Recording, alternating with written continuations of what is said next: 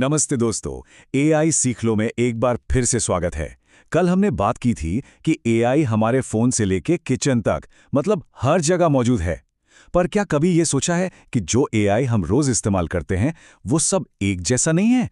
आज हम एआई का सबसे बड़ा राज खोलने वाले हैं और समझेंगे कि इसके अलग-अलग लेवल्स क्या हैं। अच्छा, इसको ना एक आसान से उदाहरण से समझते हैं। जैसे अपना गूगल मैप्स है, वो हमें रास्ता तो बता देता है, पर क्या वो हमारे लिए एक कप चाय बना सकता है?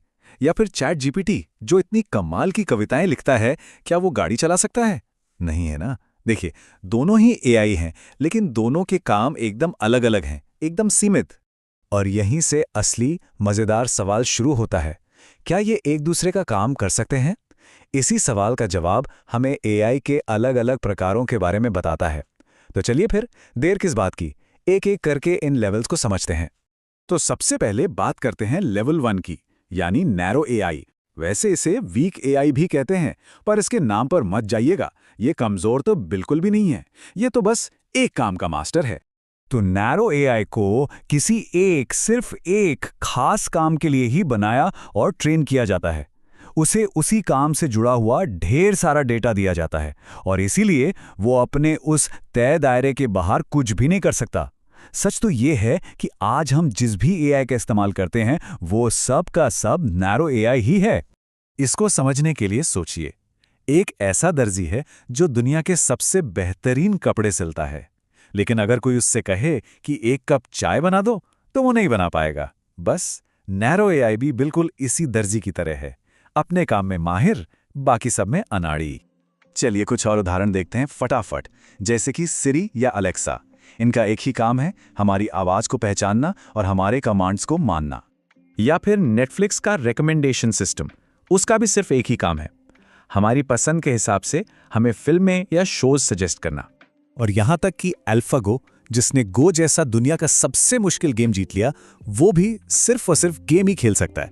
अगर कोई इससे पूछे कि मेरे दिल का दर्द कैसे दूर होगा, तो वो शायद हॉस्पिटल का रास्ता दिखा देगा, पर उस दर्द को महसूस नहीं कर पाएगा।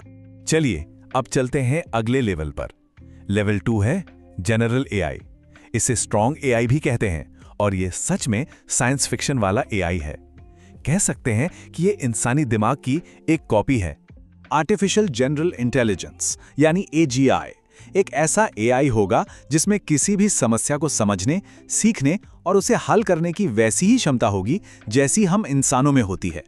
मतलब वो एक काम से सीखेगा और उस सीख को किसी दूसरे बिल्कुल अलग काम में इस्तेमाल कर सकेगा।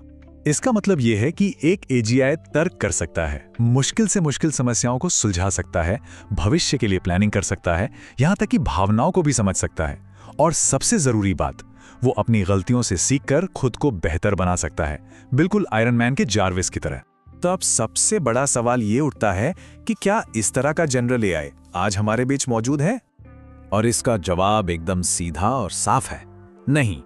अभी हम वहां तक नहीं पहुंचे हैं, दूर दूर तक नहीं। हाँ, वैज्ञानिक दिन रात कोशिश कर रहे हैं, पर फिलहाल एजीआई सिर्फ एक थ्योरी है, एक कल्पना। और अब हम आते हैं सबसे रोमांचक और शायद सबसे डरावने लेवल पर। Level 3 super AI. ये एक ऐसा स्तर है जिसके बारे में सोचना भी मुश्किल है।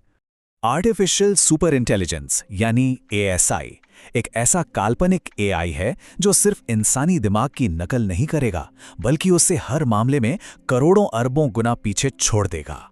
ये वो लेवल होगा जहां एक अकेले एआई की बुद्धि धरती के सारे इंसानों की मिलीजुली बुद्धि से भी करोड़ों गुना ज्यादा हो जाएगी।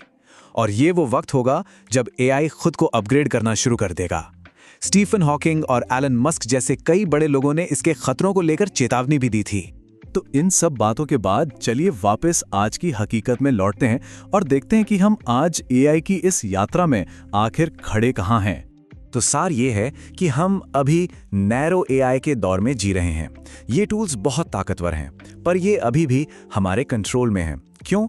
क्योंकि ये सिर्फ वही करते हैं जिसके लिए इन्हें बनाया गया है।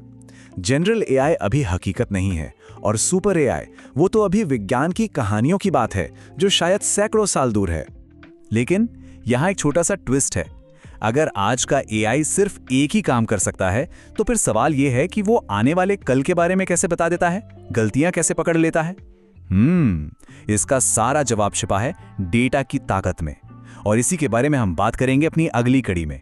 वैसे जाने से पहले एक सवाल, क्या लगता है एआई कभी हम इंसानों की तरह इमोशंस मतलब भावनाएं महसूस कर पाएगा? कमेंट्स में हाँ या ना में जवाब जरूर दीजिएगा। मिलते हैं अगली बार।